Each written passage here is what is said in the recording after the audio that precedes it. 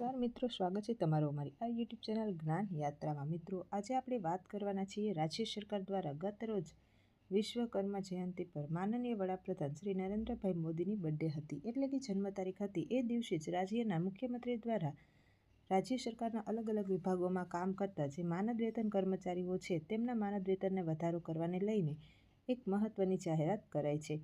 દિવાળીના તહેવારો પહેલાં જ રાજ્ય સરકાર દ્વારા પોતાના અલગ અલગ વિભાગોમાં માનદ વેતન પર કામ કરતા કર્મચારીઓના માનદ વેતનમાં વધારો કરવાને લઈને માનનીય મુખ્યમંત્રી દ્વારા એક મહત્વનું પગલું ભરવામાં આવ્યું છે।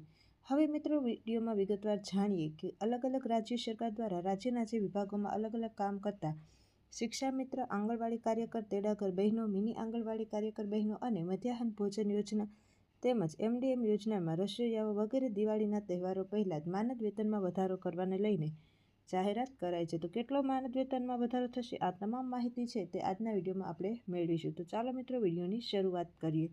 હવે વાત કરીએ મિત્રો તો કે યોગી આદિત્યનાથ ગત રોજ વિશ્વકર્મા જયંતિ એટલે કે માનનીય વડાપ્રધાન શ્રી નરેન્દ્રભાઈ મોદીના જન્મદિવસે 17 સપ્ટેમ્બરે ઉત્તર પ્રદેશમાં માનદ વેતન કર્મચારીઓ છે એમના વધારો કરવાને લઈને એક અતિ મહત્વપૂર્ણ જાહેરાત કરી છે।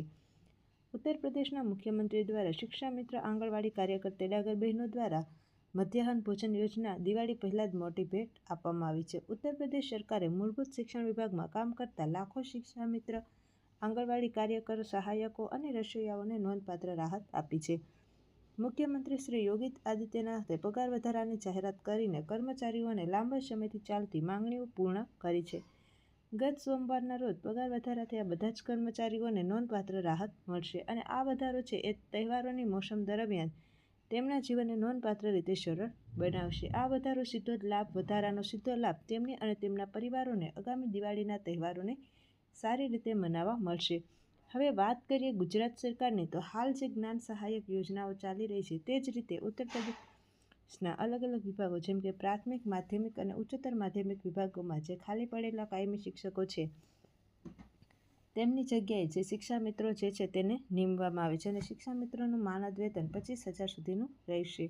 હાલમાં શિક્ષા મિત્રોને દર મહિને 10,000 રૂપિયા ચૂકવવામાં આવે છે અને આ લાંબા સમયથી ચાલી રહ્યા છે।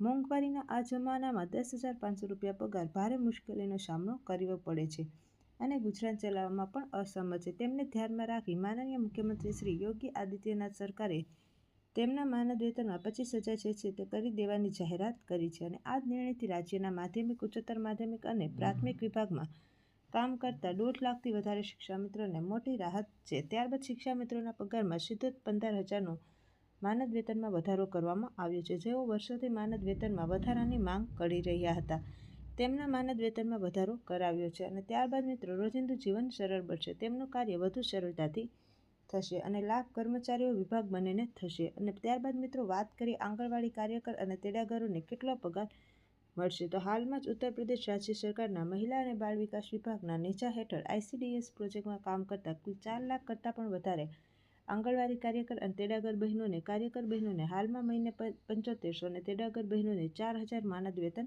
મળે છે। તે જ રીતે મિની આંગણવાડી કાર્યકર બહેનો જે છે તેમને ફક્ત 3300નું જ માનદ વેતન મળે છે એવું માનવામાં આવે છે।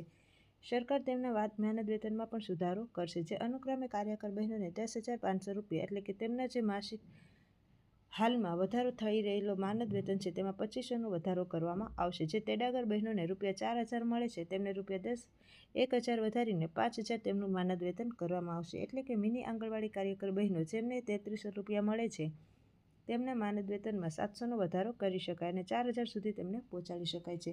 આ વધારો જે છે તે નોંધપાત્ર રાહત આપશે અને ત્યારબાદ મિત્રો અલગ અલગ તહેવારોમાં પણ આવી જ રીતે નવી નવી ભેટ સરકાર તરફથી અપાતી રહેશે। તો આવા જ નવા વિડીયો સાથે ફરીથી મળીશું, ત્યાં સુધી જય હિન્દ, જય ભારત।